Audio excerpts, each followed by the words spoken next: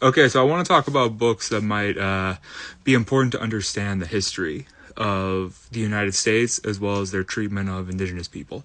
And a book that I think is important, that radicalized me as much as you can radicalize someone, but more so,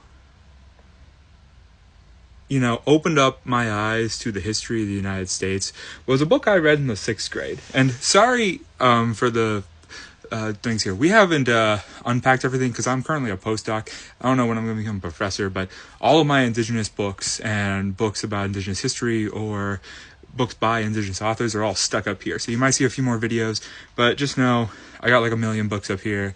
And whenever I become a professor, I'm going to have like a whole fucking library to, let students come and browse. But the book I want to talk about today. So, say you don't know a lot about indigenous health or indigenous history.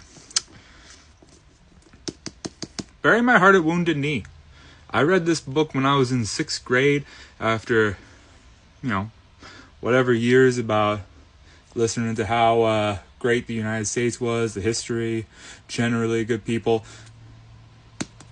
This is a story about, through historical documents, basically by America, military, that tells you what really happened in the American West, how the American West really was taken over, and what America actually did through their soldiers, politicians, and, private citizens, what they actually did to take over the West.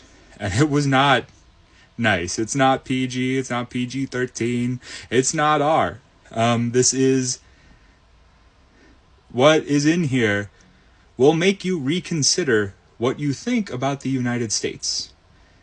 And that happened to me when I was a kid, and a lot of people, I encourage you to read it so you can think about what happened in a much better light. I'll eventually have some really nice fun books. Unfortunately, indigenous history in the United States doesn't have a lot of fun for the most part when it comes to our interactions with the United States. I'll have some fun books about the Pueblos, though, so that would be cool. But that's it right now. Sengiku.